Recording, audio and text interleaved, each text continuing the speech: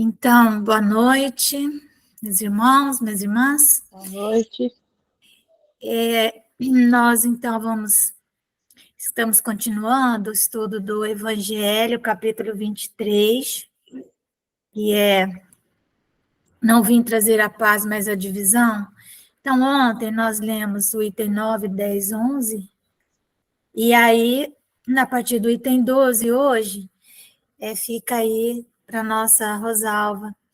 A palavra está com você, tá bom, Rosalva? Se você quiser fazer uma retrospectiva, não tem problema.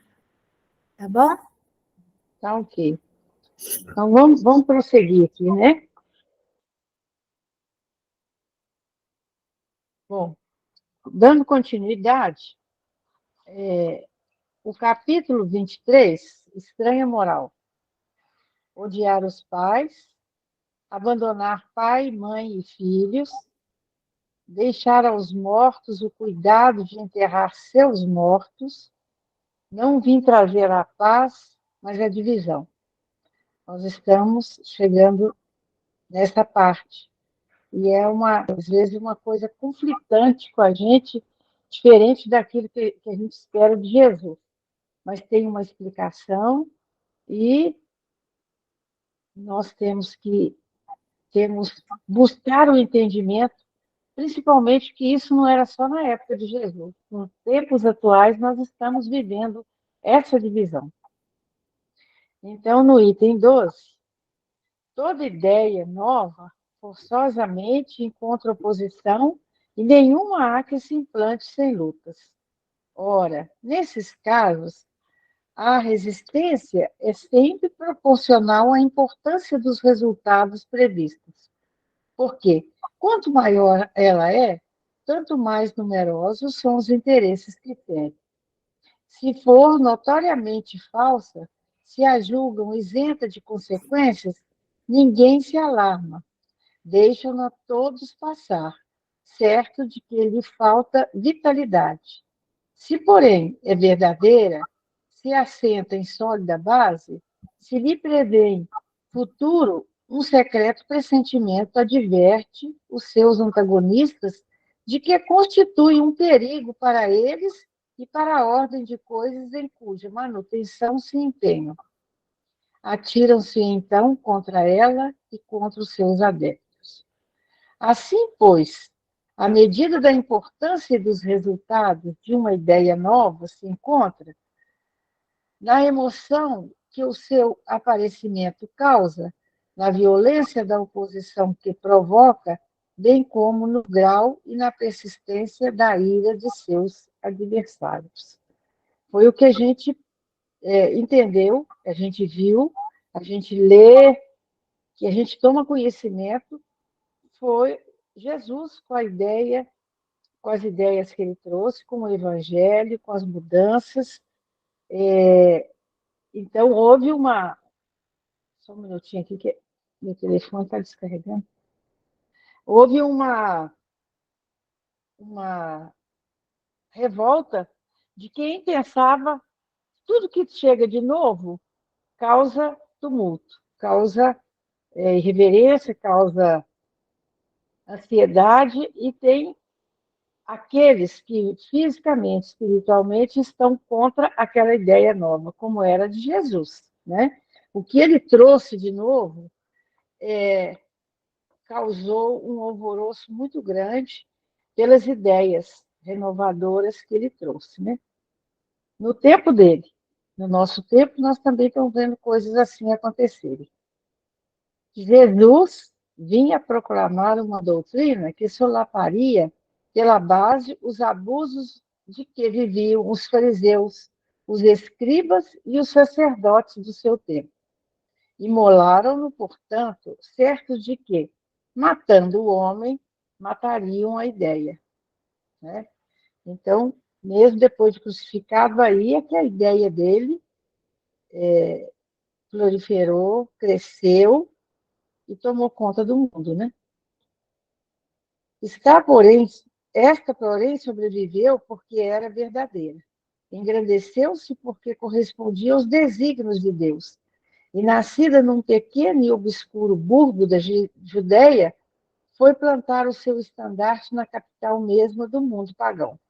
A face dos seus mais encarniçados inimigos, daqueles que mais porfiavam em combatê-la, porque subvertia crenças seculares a que eles se apegavam, muito mais por interesse do que por convicção. Lutas das mais terríveis esperavam aí pelos seus apóstolos. Foram inumeráveis as vítimas. A ideia, no entanto, avolumou-se sempre e triunfou, porque, como sempre, sobrelevava as que a precederam.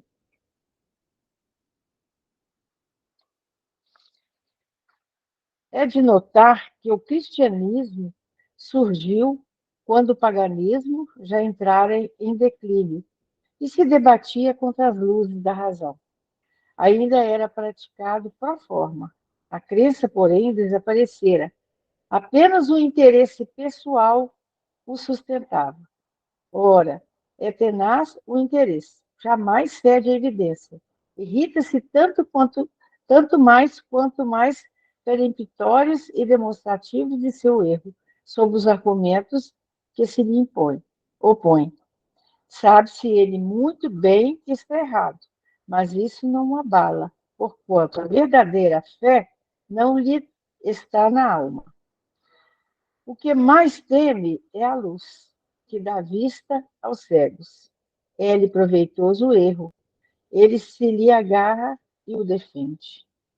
Sócrates também não ensinara numa doutrina até certo ponto análoga à do Cristo? Por que não prevaleceu naquela época a sua doutrina no seio de um dos povos mais inteligentes da Terra? É que ainda não chegara o tempo. Ele semeou numa terra não lavrada. O paganismo ainda se não achava gasto. O Cristo recebeu em propício tempo a sua missão. Muito faltava, é certo, para que todos os homens da sua época estivessem à altura das ideias cristãs. Mas havia entre eles uma aptidão mais geral para as assimilar, pois que já se começava a sentir vazio que as crenças vulgares deixavam na alma. Sócrates e Platão haviam aberto o caminho e predisposto os espíritos. Veja-se na introdução Sócrates e Platão, precursores da ideia cristã e do espiritismo. Infelizmente, os adeptos da nova doutrina não se entenderam quanto à interpretação das palavras do mestre, veladas as mais das vezes, pela alegoria e pelas figuras de linguagem. Daí o nascerem, sem demora, numerosas seitas, pretendendo todas possuir exclusivamente a verdade, e o não bastarem 18 séculos para pô-las de acordo. Olvidando o mais importante dos preceitos divinos, o que Jesus colocou por pedra angular de seu edifício e como condição expressa da salvação: a caridade, a fraternidade e o amor ao próximo. Nós realmente é o que fica para nós essa ideia da caridade, do amor ao próximo, da fraternidade, principalmente nos momentos que a gente está vivendo agora, em que a gente está vendo tanto egoísmo, tanta perseguição, tanta coisa acontecendo e tanta gente necessitada, não só do pão material, mas do pão espiritual, das pessoas que emprestam um ouvido para escutar uma queixa do amigo, a queixa do irmão, a dificuldade que ele está tendo em determinada área, e as pessoas agora não têm tempo para ser caridoso com o próximo. As pessoas estão viradas para si mesmas, então, com esse hábito de autoajuda, eles falam que tem que cuidar primeiro de si. E nesse cuidar de si, esquece do próximo, esquece daquele que está à sua volta, daquele que precisa da sua ajuda, precisa da sua presença, mesmo que não tenha presença, uma palavra, um telefonema, né? Um apoio, uma oração. A gente percebe, por exemplo, agora, a gente nunca imaginava, né, que a gente pudesse nos reunir por um computador ou por um telefone. Se falasse isso no tempo do Cristo, seria milagre, né? Então, a ciência evoluiu, mas os homens não estão acompanhando a ciência nessa mesma rapidez, nessa mesma presteza. Nós estamos vendo as pessoas virarem para dentro de si mesmas e cuidarem de si, do próprio umbigo, e esquece do outro. E onde que está a caridade? E é isso que o mestre trouxe para nós, né? Então, a salvação, a caridade, a fraternidade, o amor do próximo. Aquelas seitas lançaram anátema umas sobre as outras, e umas contra as outras se atiraram, as mais fortes esmagando as mais fracas, afogando-as em sangue, aniquilando-as nas torturas e nas chamas das fogueiras. Vencedores do paganismo, os cristãos, de perseguidos que eram, fizeram-se perseguidores. A ferro e fogo foi que se puseram a plantar a cruz do Cordeiro, sem mácula nos dois mundos. É fato constante que as guerras de religião foram as mais cruéis. Mais vítimas causaram do que as guerras políticas. Em nenhumas outras se praticaram tantos atos de atrocidade e de barbárie. Cabe a culpa à doutrina do Cristo? Não. De certo que ela formalmente condena toda violência. Disse ele alguma vez a seus discípulos: ide, matai, massacrai, queimai os que não creem como você, como vós? Não. O que, ao contrário, lhes disse foi: todos os homens são irmãos, e Deus é soberanamente misericordioso. Amai o vosso próximo, amai os vossos inimigos, fazei o bem aos que vos perseguem. Disse-lhes outrosim: quem matar com a espada, pela espada perecerá. Então, isso aqui a gente enxerga a reencarnação, correto? Sim, é isso mesmo, né? Porque é a lei de causa e efeito, né? É. A responsabilidade, portanto, não pertence à doutrina de Jesus, mas aos que a interpretaram falsamente e a transformaram em instrumento próprio a lhe satisfazer as paixões. Pertence aos que desprezaram essas palavras. Meu reino não é deste mundo. Em sua profunda sabedoria, ele tinha a previdência do que aconteceria. Mas se essas coisas eram inevitáveis, porque inerentes à inferioridade da natureza humana, que não podia transformar-se repentinamente.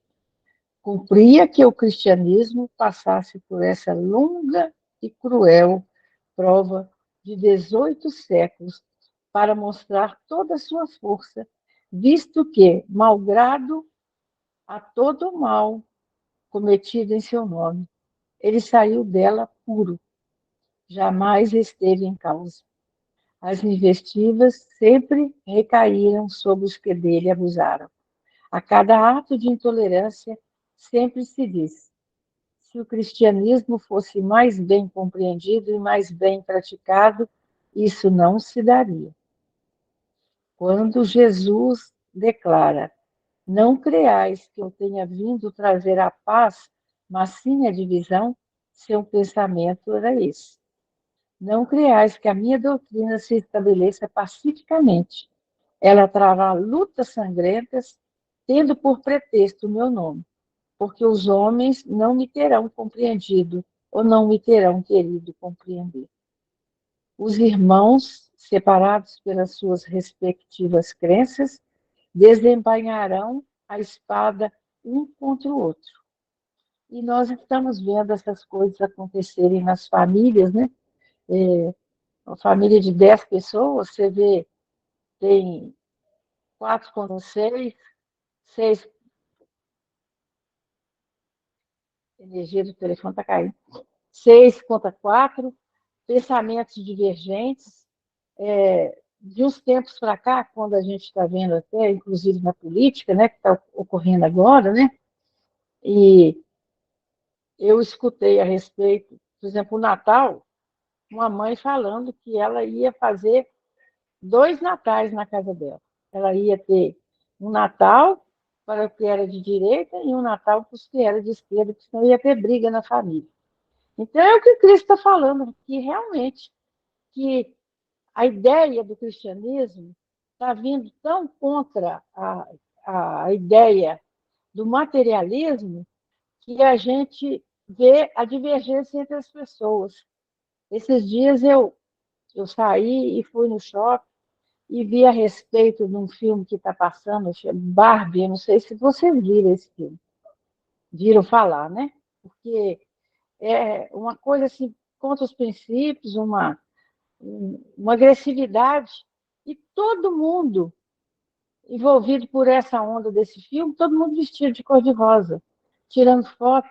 Eu falei, gente, como que as pessoas se envolvem com o negativo, né? Assim foi no tempo do Cristo, a ideia que ele trouxe de amor, de caridade, de perdão, de dar a outra face, foi entendida como fraqueza, falta de coragem, falta de amor próprio, de orgulho. Então, é o que nós estamos repetindo agora, nos nossos tempos, nos tempos atuais, o mesmo que o Cristo viveu naquela época, e que vem seguindo 18 séculos, apesar da doutrina espírita ter chegado, ter clareado as mentes, falando sobre a reencarnação, sobre o perdão, e nós ainda vemos até no meio espírita tanta divergência, tanta orgulho, aqueles que querem realmente impor a própria opinião. Não está diferente do tempo do Cristo.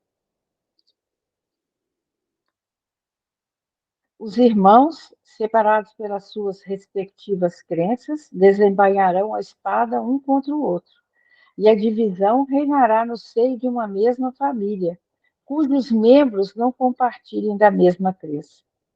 Vim lançar o fogo à terra para expungi-la dos erros e dos preconceitos, do mesmo modo que se põe fogo a um campo para destruir nele as ervas más. E tenho pressa de que o fogo se acenda para que a depuração seja mais rápida, visto que do conflito sairá triunfante a verdade.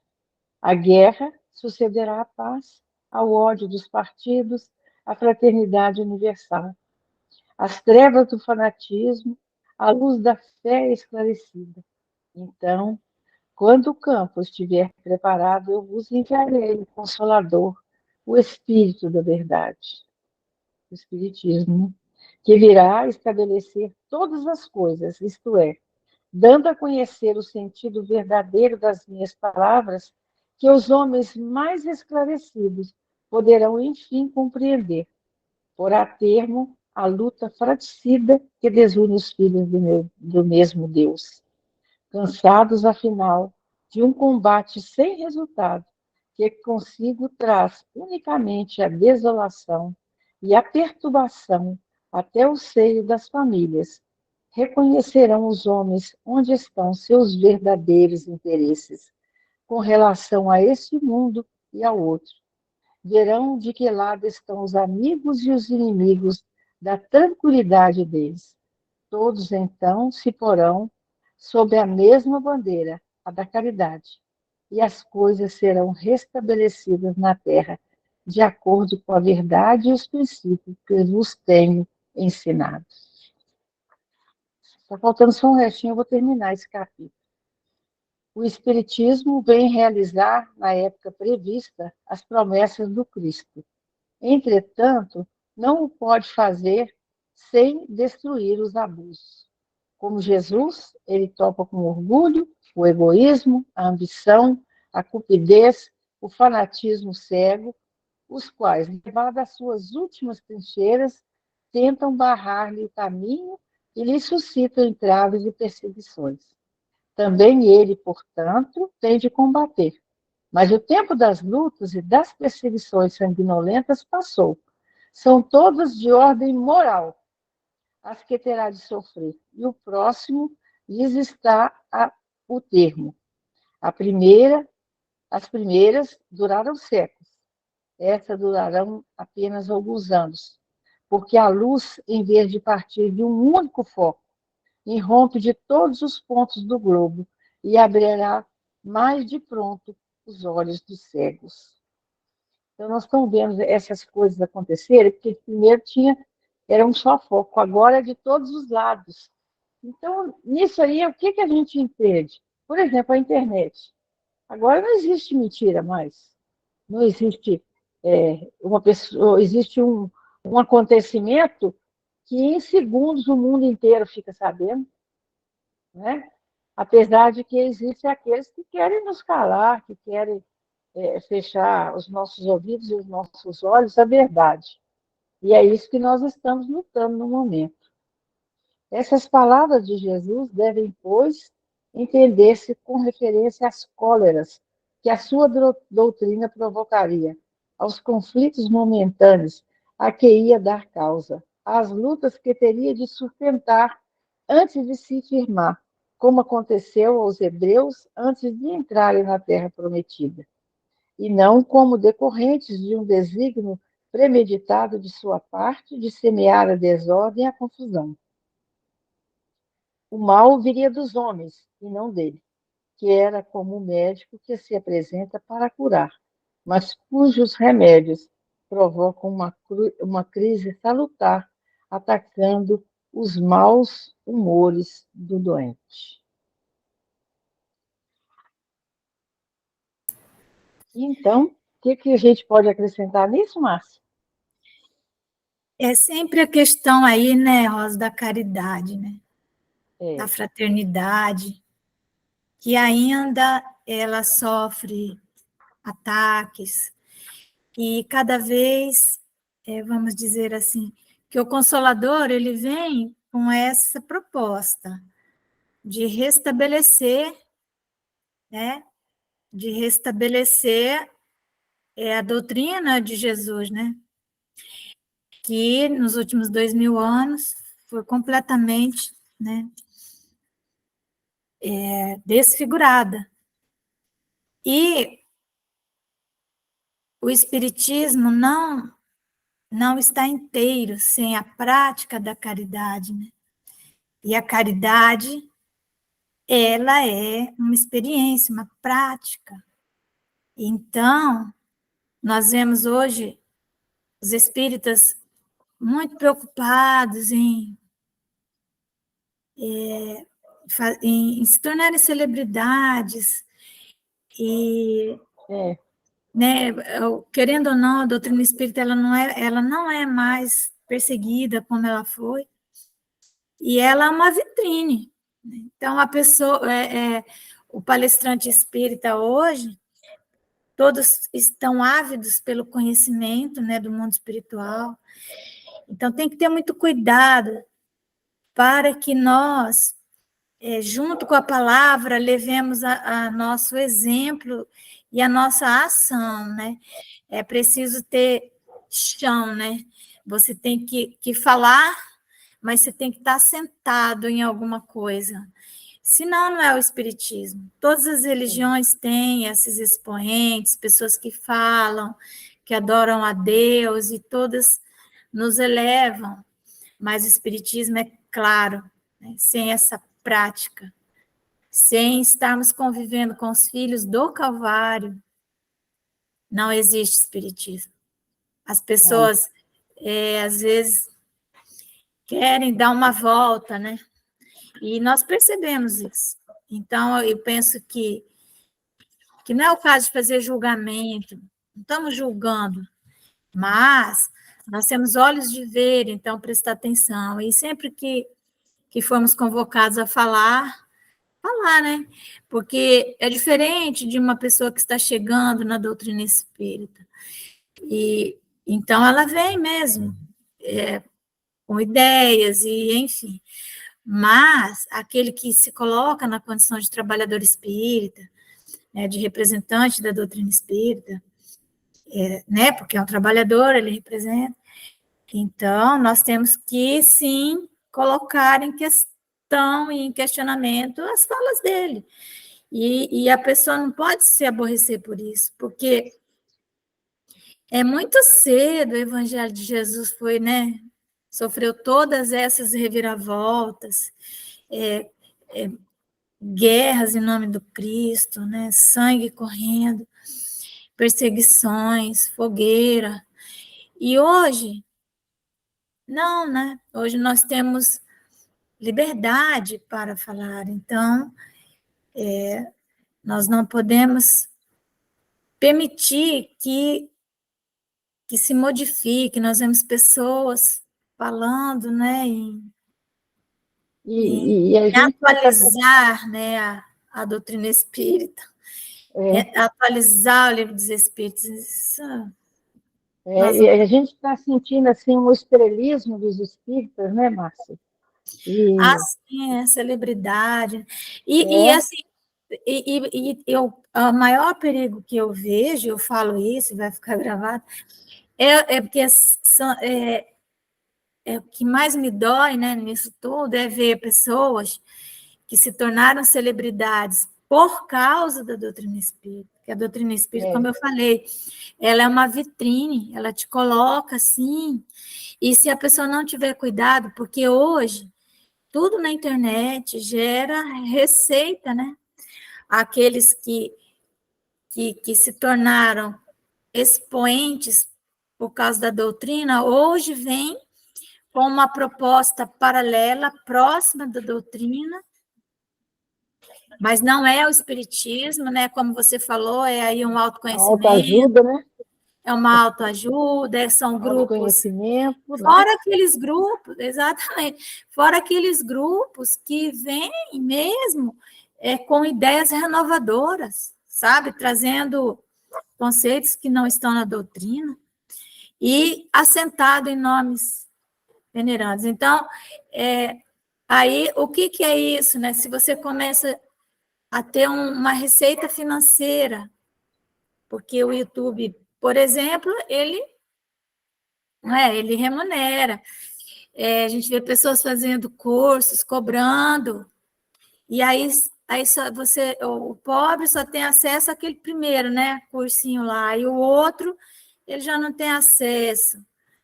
E como é que Já é foi isso? valendo. Agora, Isso daí não é a agora a mediunidade, gente porque... percebe, Márcia. Oi, pode falar. Não, pode dizer. A gente percebe que as trevas estão trabalhando nisso, principalmente no meio Exatamente. espírita. Uhum. Elas estão solapando, tirando a terra por debaixo dos pés. E eles ficam envolvidos com a vaidade, É com a vaidade, ostentação. arrogância, né? É, Exatamente. E aí, a partir do momento que você passa a ganhar, e esse recurso vai para onde? Para a obra é, social? Qual obra social? não. Difícil de você dizer que vai. Então, é complicado, até porque fica elitizando, né? Quem é que tem acesso àquele conhecimento mais elaborado? É só o rico e tal. Então, é complicado. Eu vejo pessoas mesmo, né, expoentes, e isso é uma coisa que eu falo mesmo, isso não está certo, porque não é fazer. Eu já escutei, né, de pessoas assim dizer que estou fazendo julgamento. Eu falo, não é julgamento, porque 2 mais 2 é 4, e qualquer pessoa que tem raciocínio vai enxergar isso. O que acontece? É uma forma de você estar. A mediunidade está sendo paga, porque todas as nós que estudamos a mediunidade, fenomenologia orgânica, nós sabemos que todas as nossas relações, tudo que nos coloca com o modo de relação é através da mediunidade. Não tem como. Então é isso, né? Esse cuidado, né, que nós temos que ter, prestar atenção e assim, e falar, né? Porque é isso que está acontecendo. são as trevas mesmo. E uma coisa que eu digo, no movimento espírita, ocorreu a reencarnação de muitos fariseus. Muitos fariseus reencarnaram no movimento espírita. E também muitos dominicanos, da ordem dos dominicanos, também estão reencarnados. E então é muito fácil reconhecê-los, não é?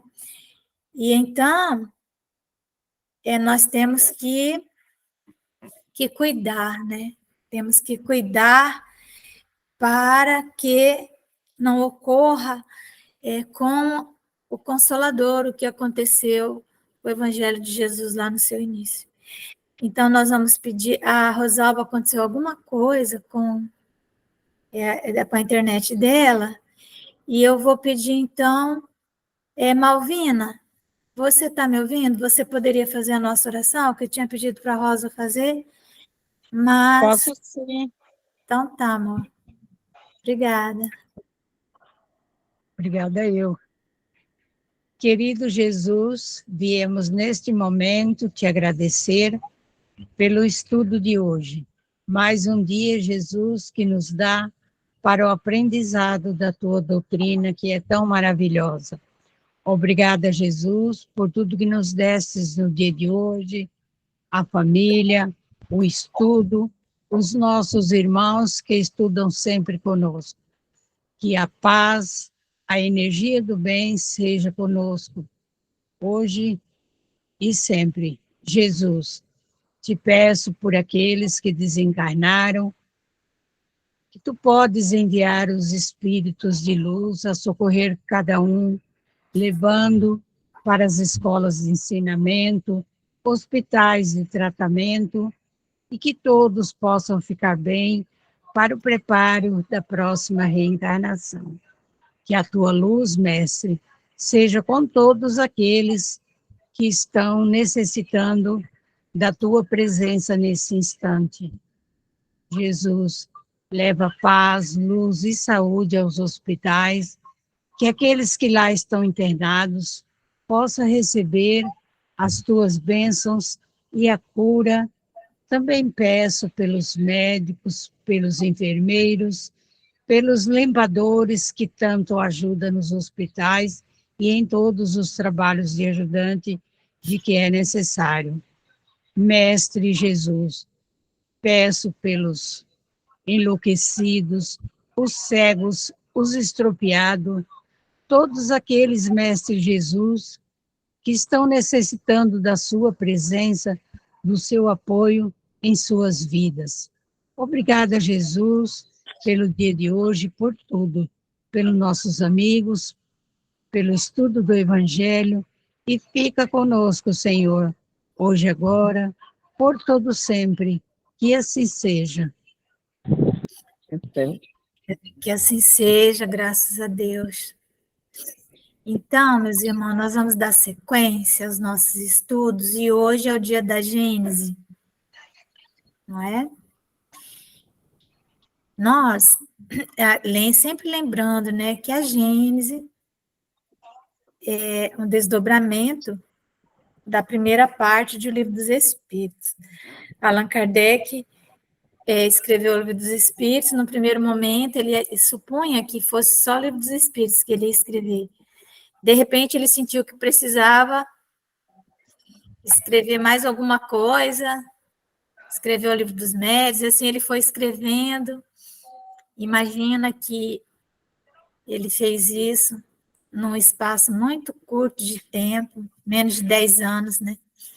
Nos levou tudo isso, e logo em seguida desencarnou, né? Fora a Revista Espírita, né? Que ele mantinha com a sua pena, né? Com a sua pena, as viagens que ele fazia para divulgar a doutrina. Então, nós temos que realmente reverenciar as obras básicas e estudar o Espiritismo diretamente na obra básica. Claro que, né, tem as obras subsidiárias que nos ajudam, e que são textos que vêm enriquecer, né? Como uma cereja num bolo, um glacê, mas não são o bolo, né? Então, nós estamos em A Gênese, nós estamos vendo sobre os fluidos, capítulo 14 já da Gênese. Então, o que nós vimos, né? Sobre o fluido cósmico universal, ele é essa energia que, que está espalhada como um hálito divino, o hálito de Deus, o fluido cósmico universal, né? Ele é, vamos dizer assim,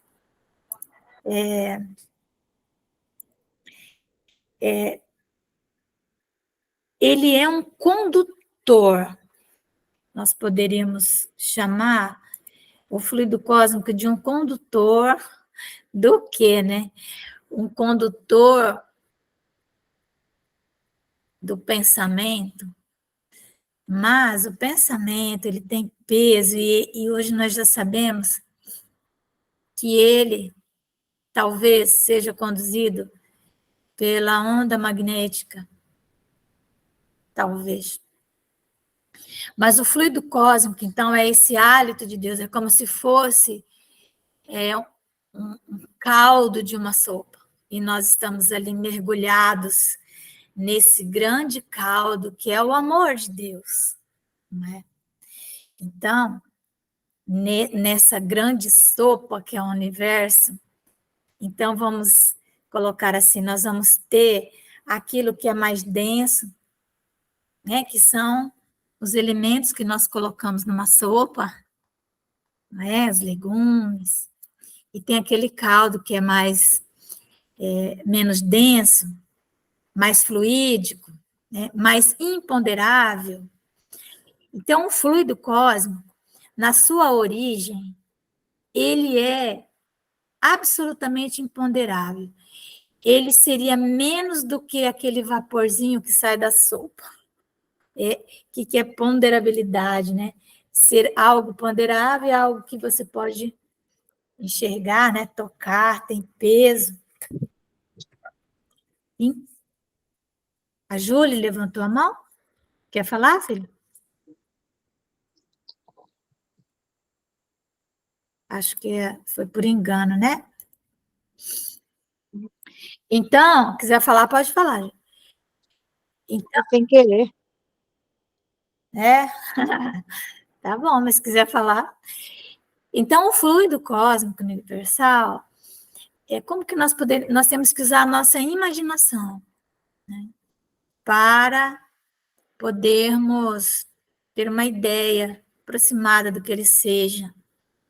Só que ele vai adquirindo ponderabilidade. Então, nós temos aí os fluidos espirituais, que nós já estudamos, que são aqueles fluidos que estão na dimensão espiritual, mas que nós sabemos, apesar de chamar de dimensão espiritual, nós sabemos que ainda é uma dimensão da matéria, quarta dimensão, não é? Porque quando ocorre a desencarnação, né, nós gravitamos para alguma região e essa gravitação significa que se tem gravitação, se tem gravidade, é porque tem matéria, né? Porque tem peso, porque tem ponderabilidade. Então, ao gravitarmos para determinada região, ainda não é o mundo espiritual propriamente dito, mas são fluidos muito mais sutis que estão lá, não é? Muito mais sutis. E como eles dizem, né? Que de realmente espiritual, só a alma ou o princípio inteligente. É a alma aquele princípio inteligente que está mergulhado num organismo, né? Oi, Rosa, bem-vinda. Já fizemos, estamos falando aqui dos fluidos. Então, o que acontece? de realmente espiritual, só a alma, o princípio inteligente. Dá-se-lhes essa denominação por comparação apenas, e, sobretudo, pela afinidade que eles guardam com os espíritos. Pode-se dizer que são a matéria do mundo espiritual. Razão porque são chamados fluidos espirituais. Então, é aquilo que nós sempre falamos, que quando desencarnamos, gravitamos para um mundo que tem matéria, né? Porque nós temos corpo lá e tal. Então, isso é só para nós relembrarmos o que nós estávamos falando, tá? De fluidos, e vamos para o item 6 aqui. Quem conhece, aliás, a constituição íntima da matéria tangível? Quem é que pode dizer, né? Qual é a constituição íntima? Qual é a natureza íntima? Porque nós vamos quebrando isso em pedacinho, pedacinho, pedacinho, até que chega no átomo. Aí, antigamente, se julgava que o átomo era indivisível, não é? Por isso que é átomo, que não divide. Mas hoje nós já sabemos que abaixo do átomo tem as ondas, abaixo das ondas tem os fótons, e assim vai. Não é? E assim vai. Então, por onde transita o pensamento? Né? Pensamento tem peso. Pensamento, o que é o pensamento? Né?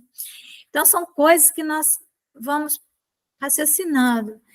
Então, essa natureza íntima da matéria tangível, ponderável, ela é desconhecida. A verdade é essa. Ela talvez somente seja compacta em relação aos nossos sentidos. Não é? Por exemplo, esse corpo aqui, esse lápis, ele é sólido para mim. Para o raio-x, ele não é. Então, em verdade, não existe corpo sólido. Sólido, líquido, gasoso, né, os estados da matéria, pastoso, enfim. Não existe corpo sólido. Em verdade, gente, os meus dedos não tocam esse lápis. Se eu conseguisse tocar essa matéria, haveria uma explosão. Não toca. Né? Então, ela talvez, né, seja compacta em relação aos nossos sentidos. O Camille Flammarion, já falei mais de uma vez desse livro, O Desconhecido e os Problemas Psíquicos. Ele fala,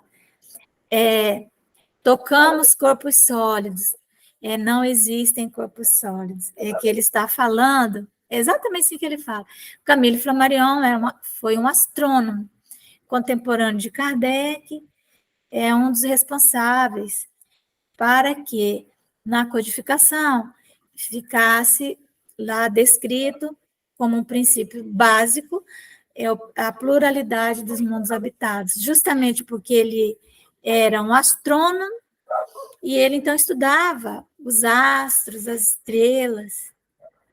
E ele então diz que aquele que só acredita nos seus sentidos, seus 5 sentidos, muito enganado é.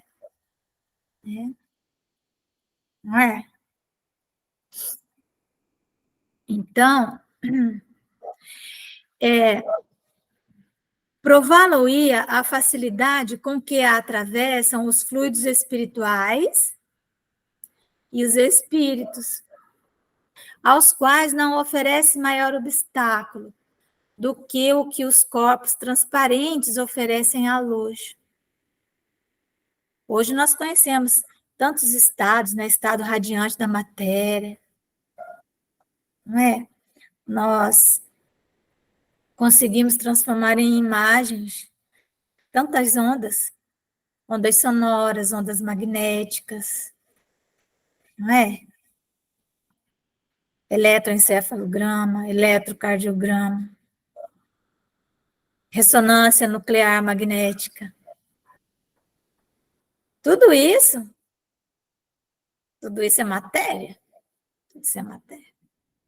O raio-x, ele atravessa o osso, chega lá na placa, ele marca, faz uma marca lá.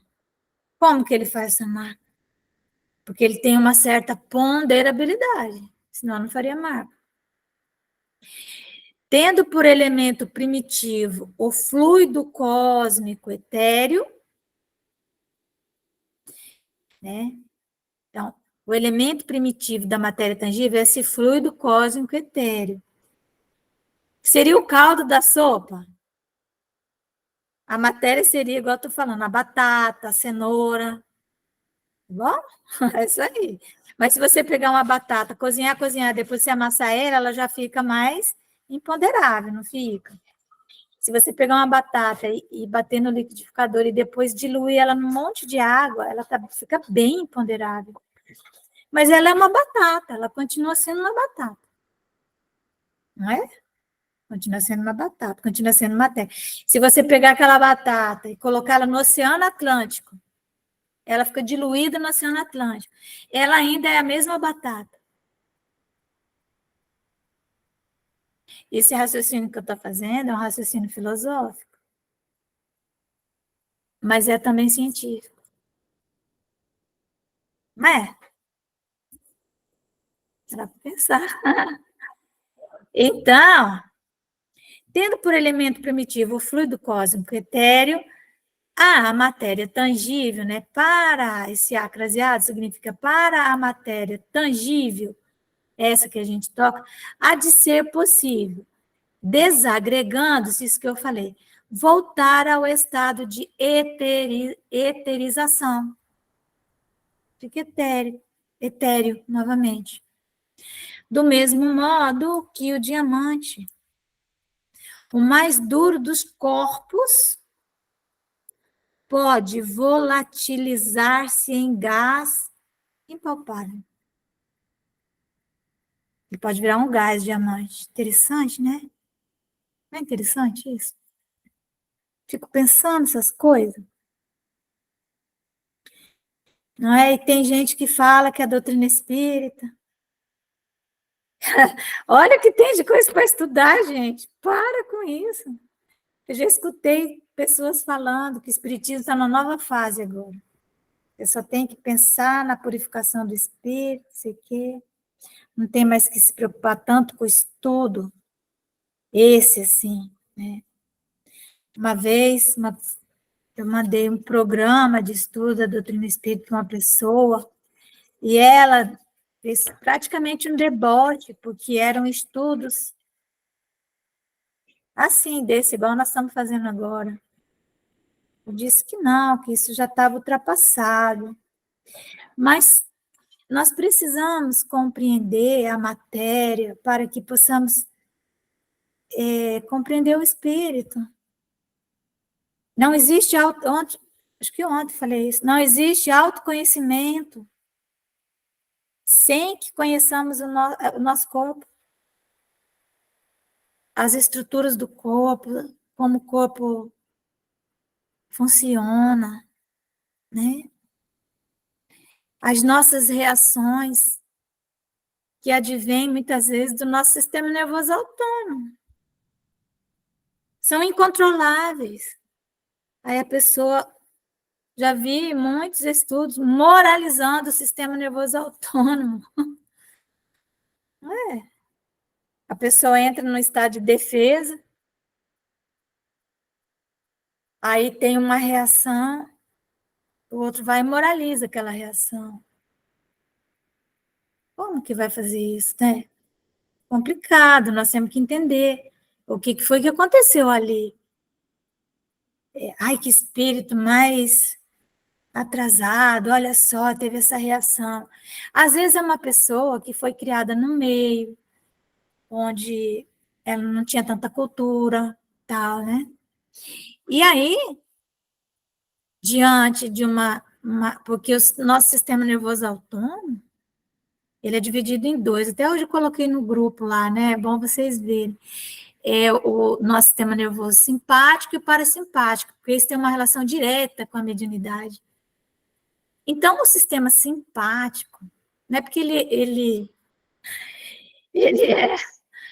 é engraçadinho, né? É simpático no sentido de que ele rapidamente capta algum tipo de energia que coloca em perigo o corpo, e ele, então, entra em estado de alerta imediatamente. Certo? Então, nós podemos, o sistema nervoso simpático, nós podemos pegar um olho bem arregalado, então esse é o sistema nervoso autônomo simpático. Numa dessa, uma pessoa, como eu falei, que tem uma cultura diferente, né, e tal, mais simples, ele pode ser demandado e ele tem uma reação, é grosseira, usa uma palavra chola. Sistema nervoso autônomo simpático reagindo. Aí a pessoa fala assim, não, mas nós temos que controlar isso. É claro, mas precisamos conhecer o corpo, como que funciona, para daí, a partir daí, começarmos a nos prepararmos para os eventos. Por exemplo, o sistema nervoso parasimpático, ele é o contrário do sistema nervoso simpático. Ele, depois que você passou por uma situação de estresse, aí é ligado o sistema nervoso parasimpático, e aí são produzidos hormônios de relaxamento. Então, nós vamos falar assim, sistema nervoso simpático é aquele que nos mantém acordados, e o parasimpático quando nós dormimos. Mas isso são os dois extremos, tá bom? Então, nós vamos aprender a ligar o sistema nervoso parasimpático, mesmo estando acordado. Colocando os pés para cima, acho que ontem falei sobre isso, colocando o pé para cima, né?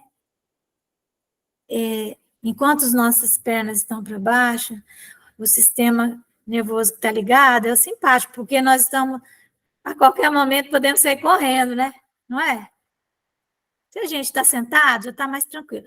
Mas quando você coloca as pernas para cima, você liga esse sistema, você vai produzir endorfinas. Então, conhecer o seu corpo, conhecer como que as coisas funcionam e conhecer a mediunidade, né?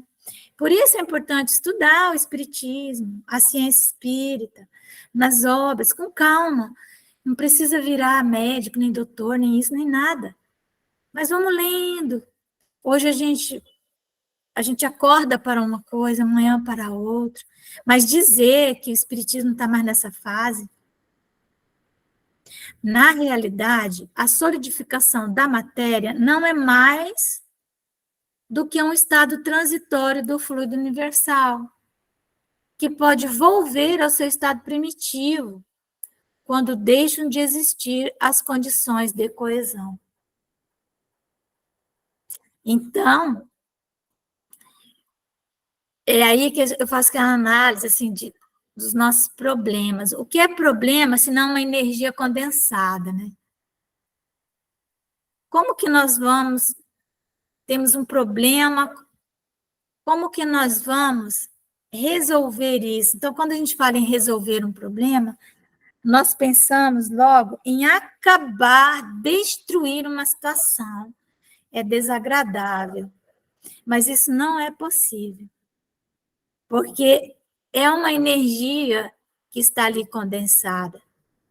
E a energia, ela não pode ser destruída. Ninguém destrói energia, ninguém cria energia. O que nós podemos fazer é modificar o estado dessa energia. Então, resolver é pegar aquilo e colocar no soluto, aquilo que eu falei, pegar algo que vai solver aquilo, pegar uma batata, se a batata é o problema, né? Então, nós vamos amassar a batata, vamos botar no liquidificador, vamos jogar ela no oceano, se for o caso. Sempre vai estar lá aquela energia, mas ela vai estar tão diluída que ela deixa de ser, então, aquele problema. Então, o que nós falamos, né? A diferença entre o veneno e entre o remédio é sempre a dose. Então, uma coisa ela é um problema porque ela está numa alta dose para nós. Se nós pegamos aquilo e resolvemos, vamos dividir isso em 2, em 4, em 10, em 20, enquantos forem necessários, e depois vão pegar só o pedacinho. Né? Aquele pedacinho, ele vira, em verdade, é uma solução de remédio, medicamento para nós. Né? E tudo isso é o fluido, né? Então, ele diz isso, né? Certos fenômenos que parecem autênticos tenderiam a fazer supor esse estado de eterização, né? Ainda não conhecemos, senão as fronteiras do mundo invisível, da quarta dimensão, mas é um mundo de matéria. O porvir, olha como a doutrina espírita, ela é prospectiva. Nós não podemos dizer que tudo isso já está conhecido. Absolutamente. Não está. Temos que estudar, temos que nos debruçar em cima do conhecimento da doutrina espírita nas obras básicas. Não vamos nos tornar emanuelistas, né? Porque o Emmanuel não fundou o emanuelismo. Ele teve esse cuidado. O Emmanuel, ele veio trazer subsídios. Ele veio, na verdade, ser mais alguém que estava com megafone, né? Ou hoje seria um microfone, megafone, através dos seus folhetos, fazendo um marketing da doutrina espírita, né? Para que as pessoas lessem aqueles textos e depois fossem à fonte primitiva. André Luiz também, né? Estudos de casos. Lembrando que André Luiz, ele nos revela o mundo espiritual até um pedaço do umbral, que é o nosso lar. É aí que ele revela. Né? Então, sem dúvida, nos reserva, né, o porvir, sem dúvida, nos reserva o conhecimento de novas leis, que nos permitirão compreender o que se nos conserva em mistério. Não é? Então, na nossa próxima quinta-feira, nós vamos falar sobre a formação e as propriedades do perispírito. Vamos compreender, né, que o perispírito, então, é matéria. Uma matéria mais sutil, né? Mas é matéria. Então, tem alguma questão? Falem agora, ou calem-se para sempre.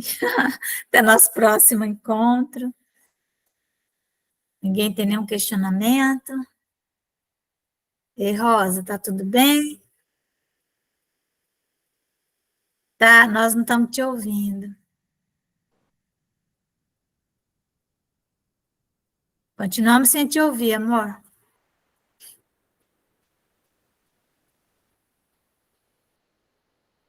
Seu microfone continua desligado. Um probleminha aí no seu... Tá. Ah, agora sim. Deu? Deu. E aí? Aí tá tudo bem. É porque o telefone deu um tilt aqui e aí interrompeu. Né? Mas voltastes. É isso, gente. Vamos estudando, né? Devagar, com muita calma. E como nós estamos gravando, qualquer coisa a gente volta, né? Se a gente falar alguma tolice, depois a gente desfala e assim vamos, né? Exatamente. Nós podemos corrigir o que a gente falou, se tiver errado. Né? É isso. Então, é isso, meus irmãos. Mês que vem, se Deus quiser, o Davi também vai voltar a estar conosco. E vamos ver se a gente convida outras pessoas, né? Chamando a atenção, né, dos nossos amigos. Nós temos que estudar. E como hoje temos essa grande facilidade, né, de estarmos nessa rede, unidos numa rede, vamos, não é? Então, eu vou pedir... Rosa, era para você ter feito a prece de abertura, não fez? Agora você faz nosso encerramento, tá bom? Tá certo? Tá, jóia. Então tá.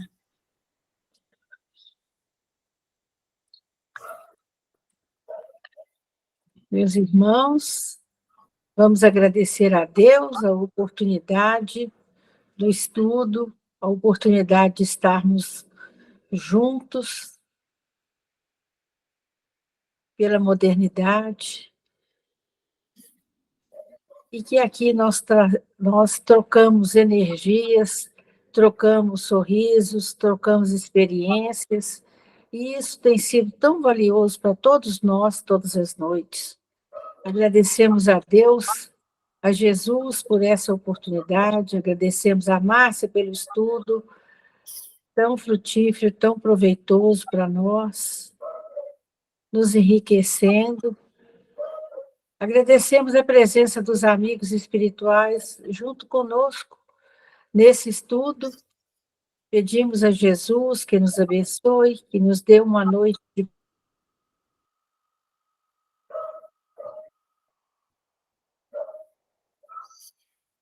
Então, meus irmãos, que Jesus nos abençoe, nos envolva na sua paz.